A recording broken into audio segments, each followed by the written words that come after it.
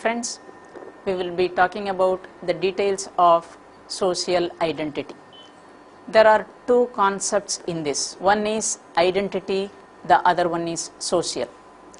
Identity refers to the characteristics which help you to define yourself, and social is the context in which you are growing.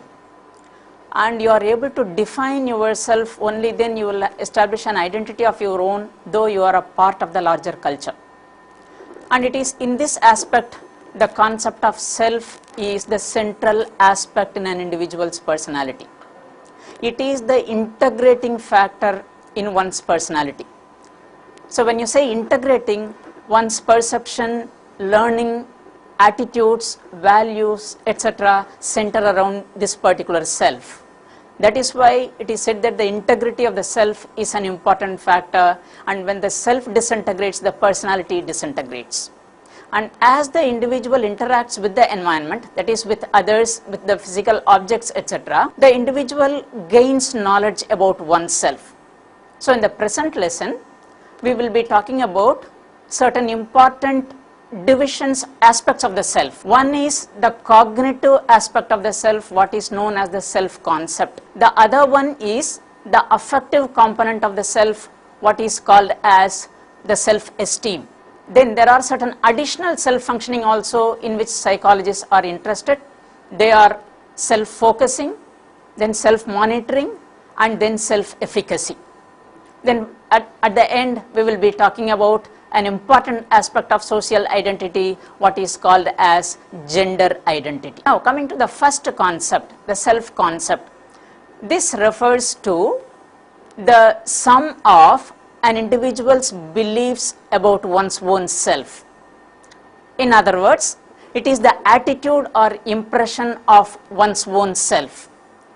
And as I said, it is a cognitive component because it is an understanding of one's own characteristics or attributes. And for this, we need information about ourselves. So the understanding comes only based on information. Now, what are the sources of such self-knowledge? The various sources are, one is socialization, that is our interaction with others. The second one is reflected appraisal. That is, as we interact, individuals react to our behavior, and that provides an indirect feedback about our own characteristics. Say for example, when I lecture in a class, students sometimes are indifferent, they may not react. In such a case, it shows that they have not understood the point which needs clarification. This is a reflected appraisal. The other one is a feedback. A feedback is a direct one. In reflected appraisal, it is an indirect reaction. In feedback, the individual makes it clear that she or he is unable to understand what I am explaining. So it is a specific aspect which is very clear to the individual. So based on the feedback also, you gain knowledge about your own characteristics. Then as you perform activities, you gain feelings that you have done well or you have not done well. And accordingly, you learn to perceive your own self. So self-perception is another source of knowledge about our own self. Then when an individual interacts with the environment, if the interaction or the performance is extreme, then that provides clear information about our own selves, what is known as environmental distinctiveness.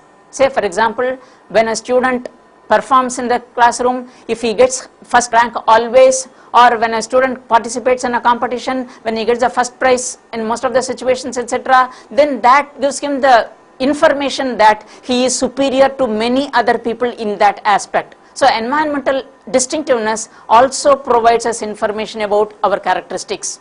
Then the next one is comparison with others, because there is no absolute standard or norm to evaluate anyone's behavior. So always, whether you are intelligent or less intelligent, whether you are sociable or less sociable, etc., we are able to do that only in comparison to the others. So when I compare myself with others, if I have performed better compared to many other people, then I say that I am superior in intelligence. So comparison with others also provide us information. Then finally, culture. culture provides us the norms or standards to evaluate and interpret behavior. So the culture in which one grows also helps us to interpret ourselves. Say for example, the American culture is an individualistic culture, where for instance leaves for a better job, leaving the aged parents in the place, then the American culture would appreciate that because their individual advancement is valued. Whereas when you come to the Indian culture, if the person leaves the aged parents alone and goes to some other place, then he will be branded as a selfish individual, because according to our culture, making compromises for others is valued. That is why ours is said to be a collectivistic culture. So through these various sources, we gain knowledge about ourselves. Right, when you gain knowledge about ourselves, how does the information reach the individual? There are certain primary input channels, because from the environment, information reaches the individual through the sense organs. So one is what is known as auditory cues, that is what you hear about yourself.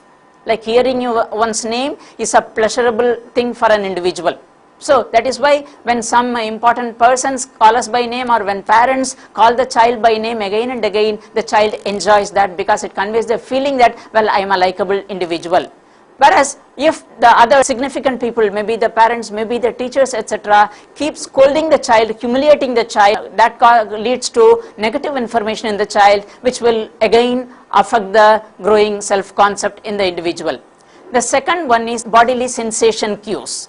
That is, when you say bodily sensation, through your body you gain feelings about the particular situation. So when the parents hold the child in a very tender manner, the child enjoys the feeling, which gives him the idea that, well, he is a likable individual, he is liked by the parents, etc. Whereas when they hold him in a rough manner, which is painful, then the child gets a feeling that he has hurt the parents, and as a result negative information enters the child. Then the third one is body image cues. That is, we explore our own parts of the body. So the child looks at the various parts of the body, or we even stand in front of the mirror and look at ourselves, etc. And sometimes that is discouraged by adults, but the thing is, it should not be discouraged. The reason is that it provides accurate information about ourselves. Otherwise, when you don't stand in front of the mirror and look at yourself, or you don't explore your own parts of the body, then you have no idea about your appearance, your defects, your strengths, etc. And as a result, you will not have adequate information about your physical aspects. As a result, it should be encouraged to a considerable degree, but when the individual loves his own parts of the body, that becomes narcissism, which may make him blind to his limitations, which should not be the case. And the last aspect is personal memories, that is, our recollections of our past experiences, past life, etc. So if early experiences are pleasant, if early experiences are viewed in a favorable manner, and if the individual has stored such an information, then that gives him favorable information about his experience, and as a result about his own self. On the other hand, if early experiences are painful experiences, unpleasant experiences, then that gives an information to the child that he is not a likable individual, he doesn't have anything of value in his life situations. So through these input channels, awareness occurs in the individual, so he gains knowledge about himself, so self-awareness occurs. So self-awareness depends on the type of information one gets about one's own self. If the type of information is favorable, if the type of information is positive, then awareness will also be positive in nature. If the type of information is negative, if the type of information is unfavorable, then the individual develops unfavorable impression about oneself. So it is this type of information that ultimately contributes to differences in self-concept. So self-concept may be either favorable or unfavorable, which is otherwise called as a positive self-concept or a negative self-concept. So such a self-awareness leads to two types of awareness. One is the awareness of primary attributes, the other one is awareness of primary functions. So the primary attributes are physical, emotional, social, and intellectual. The primary functions are perceiving, performing, thinking, and remembering. Now coming to the primary attributes, because it is the awareness of the attributes that contribute to the development of the self-concept. So when you say attributes, the first one is physical. When you say physical, well, your physical characteristics, what is observable, whether you are a tall individual or a short individual, whether you are a handsome individual or not a handsome individual, whether you are a strong individual or a weak individual, etc. So the physical characteristics. The second one is emotional characteristics. Well, am I happy most of the time? Can I express my emotions freely? And can I make others happy, etc. So about one's own emotionality. The third one is social. Am I a friendly individual? Can I satisfy people? Can I mix with people, etc.? The social attributes.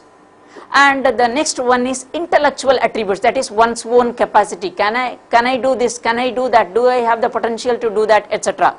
So if the information about these aspects are favorable, it leads to a positive self-concept, right?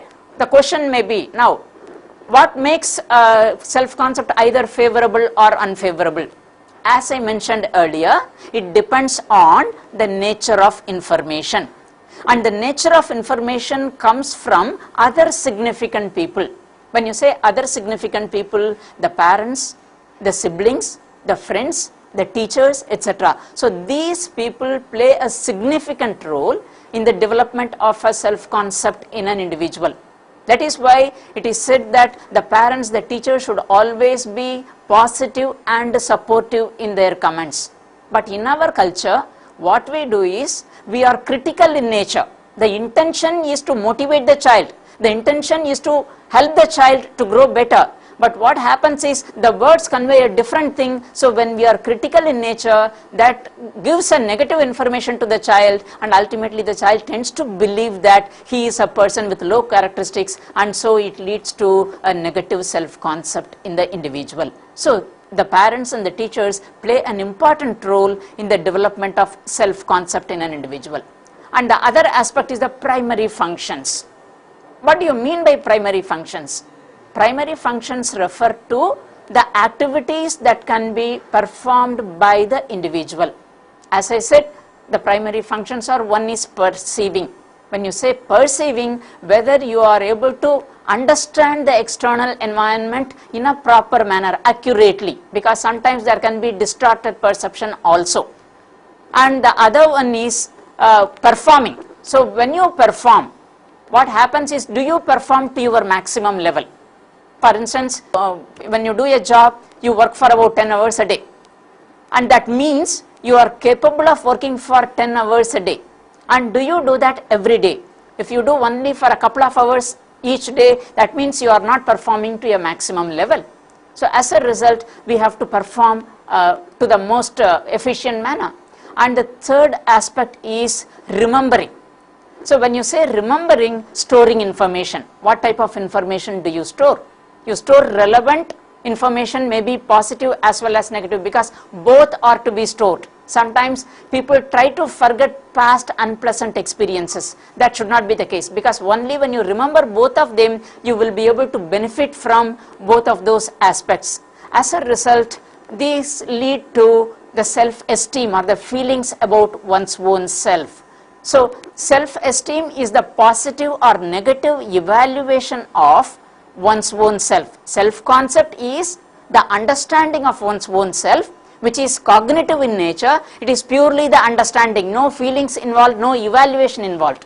Whereas in self-esteem, feelings are involved, so you evaluate yourself either in a favorable or unfavorable manner. So that is why we talk of a high or low self-esteem. And the self-concept and self-esteem are the foundations for later personality development of the individual.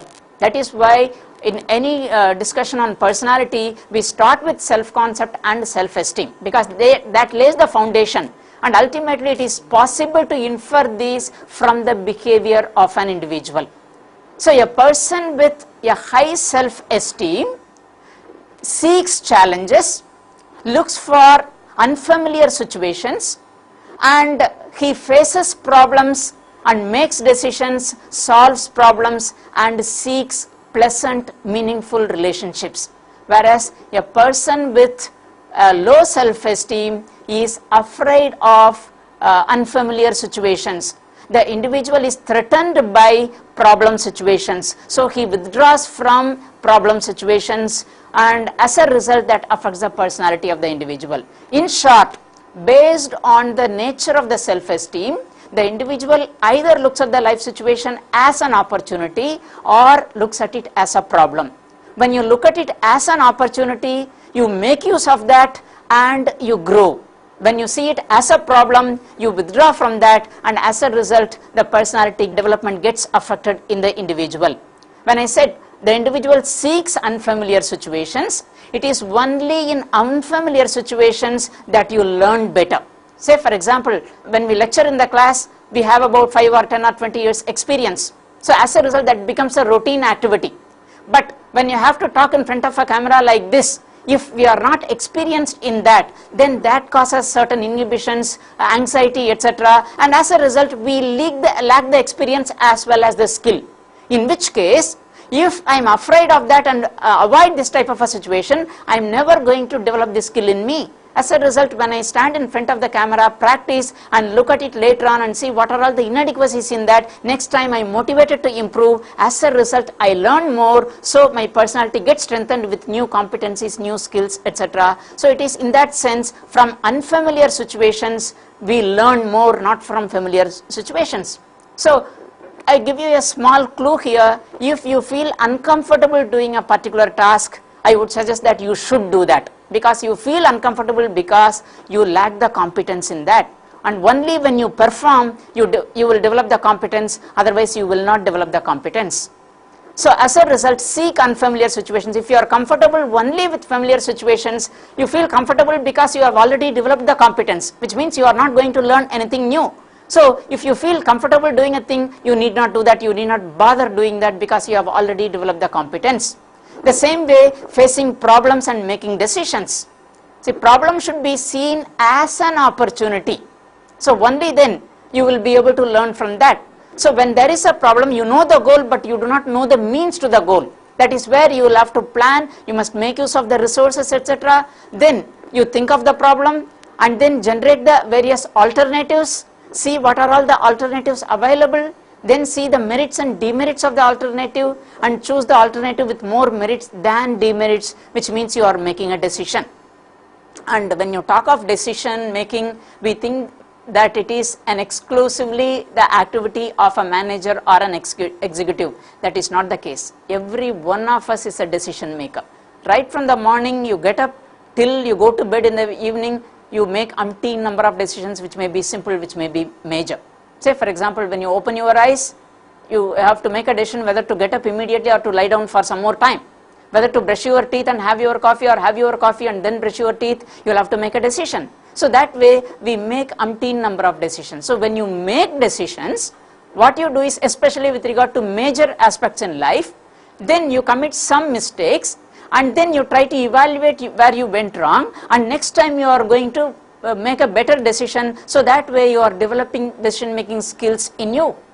The same way, when you see every relationship as meaningful without looking for immediate gain or any specific material benefit, then you will enjoy interacting with people. So every interaction will be beneficial, and that will lead to many positive social characteristics also.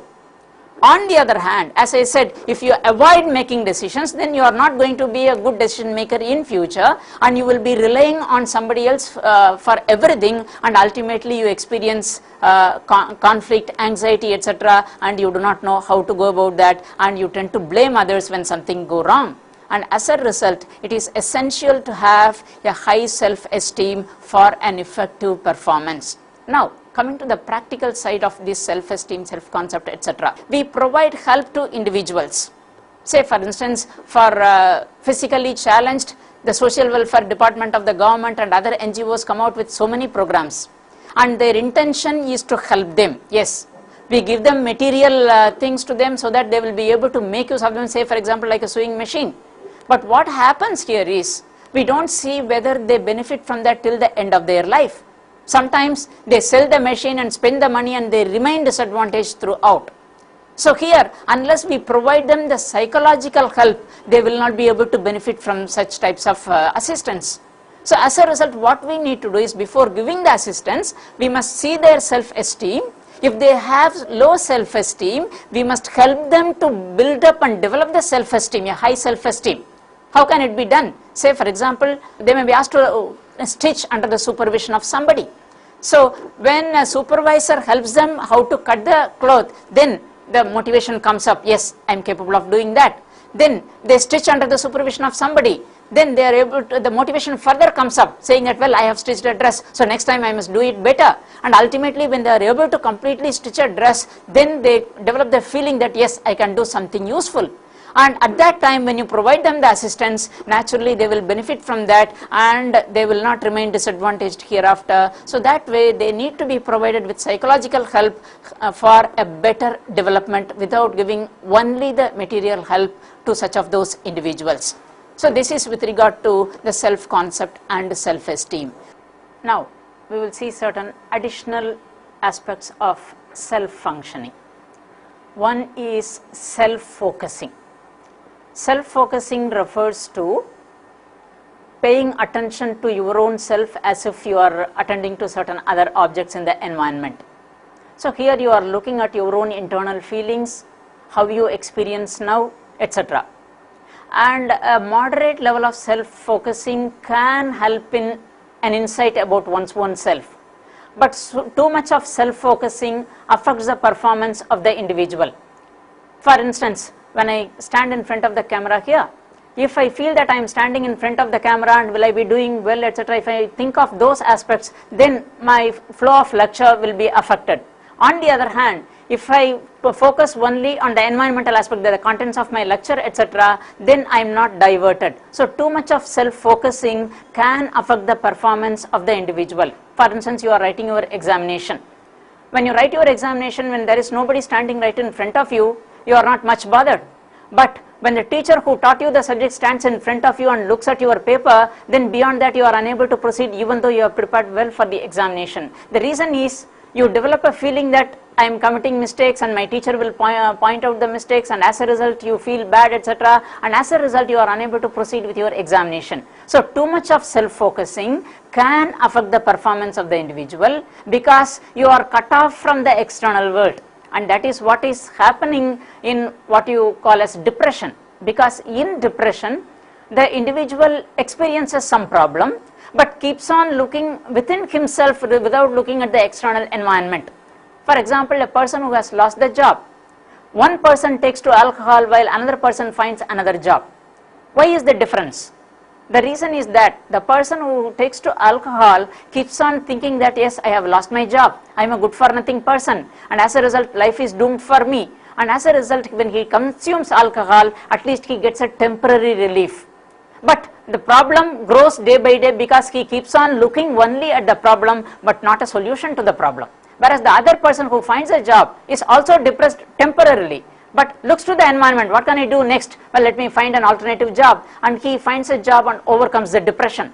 So too much of self-focusing is also not healthy for the individual. So a moderate level of self-focusing can help in a proper understanding of one's own self. Because what you do here is, you see how you are experiencing now and whether your experience is appropriate, etc. And as a result, you understand your own characteristics in a given situation. The second one is self-monitoring. This refers to regulating one's own behavior either on the basis of external cues or on the basis of one's own attitudes, values, perceptions, etc.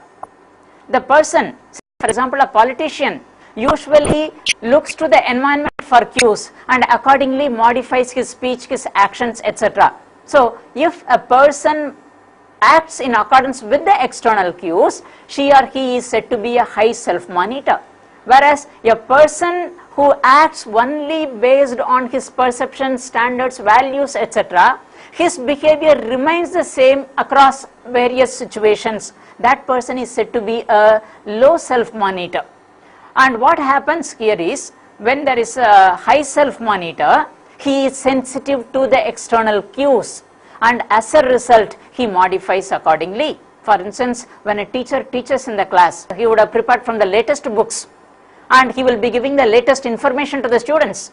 But here, what happens if the students are unable to understand?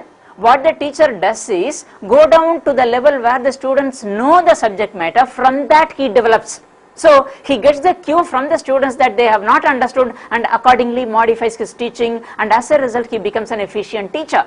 Whereas another teacher who is a low self-monitor will think that, well, I must give them only the latest information, and gives them the information and says that, well, these students are not attentive and they don't understand anything and they are good for nothing people, etc., makes all sorts of comments. That is not right, because the teacher thinks that he must give them the latest information, but he has forgotten that it is his duty to make the students understand what he is teaching. For that you must go down to their level of knowledge, and then from the known you must introduce the unknown so that they are able to relate and able to learn better.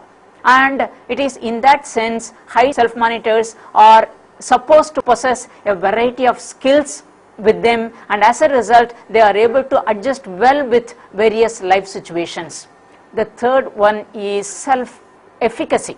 This refers to the belief in one's own competence, ability in doing a particular task. So only when you believe that you are capable of doing a task, you will put in the maximum effort, and only when you put in the maximum effort, the result or the outcome would be effective. So you may have the capacity to do that, but when you believe that you don't have the capacity to do that, ultimately what happens is you don't put in the maximum effort, and when you don't put in the maximum effort, the outcome will not be effective in nature. So this belief is an important factor here. How do we develop this belief? This belief can be developed in youngsters by appropriate and specific feedback from other significant people like the parents, the teachers, etc. When you provide the feedback, the important thing is you should not be critical. There is a difference between criticism and feedback. In criticism, you are pointing out the negative and you don't even say what is expected. Whereas in feedback, you present the positive first, because in every individual there is something positive, there is something desirable. So you present that first, then the individual becomes receptive to what you are saying. Then when he becomes receptive to what you are saying, then when you present the inadequate one or the negative one, then the individual receives that, he is convinced of them, and as a result he is motivated to improve himself. So as a result, it should be a feedback, appropriate feedback should be given. And when a feedback is given, the important thing is focus on the behavior, don't focus on the personality of the individual. So when parents and teachers give appropriate feedback to the child as to where he has committed a mistake, then the child will be able to learn better. Say for example, I know of a child who learns well. Even when he listens to the teacher once, he is able to understand what it is. But when he writes the examination, he gets a low marks. The reason is, every time when I saw that, well, the student committed errors in the spelling, and the parents were not aware of the reasons behind this. And I was talking to the child and he said that, well, when I write my exam, I write very fast and I don't look back my paper. Whereas if the child is made to understand that after writing, he has to go through them so that he will be able to identify such mistakes and he will get a better grade, then he knows where he has to improve himself and he puts in effort, and as a result he will be able to improve himself. So parents and teachers should provide opportunities and proper feedback for the development of a healthy self-efficacy in the individual so that they are effective in their functioning. Then the last aspect is gender identity. Now, gender identity is established based on the biological sex of the individual. We generally say that there should be equality, we should not discriminate between men and women, etc. Yes, that is with regard to the practice, that is true. But at the same time, even such of those people who advocate equality, when you say a child is born, the first question that you ask is he a boy or a girl? Then naturally the gender differentiation comes there. So as a result, and when you choose toys or when you choose dress for them, again you ask for a gender. Why do you need that? If you want equality, well, you buy anything. But that is not the case, because there are differences in the culture, and as a result we treat them differently. So for that for a healthy adjustment, the child as she or he grows should learn whether one is a boy or a girl and learn appropriate gender role behavior. This gender role behavior involves certain important aspects. One is what is known as gender identity. That is, the child should know whether she or he is a boy or a girl. Then the second one is gender consistency. The child should learn that boys become men later on and girls become women. And as a result, when they realize this, then the child learns that, well, I am going to become a man or a woman, and as a result I should learn the appropriate behavior, and the cultural norms help us here in learning the appropriate behavior. So they provide the standard. Now, when you say that they provide the standard and they help us to behave, there are changes in the medical field, and we will have to see the psychological consequences also. Say for example, now it is said that the sex of an individual can be changed.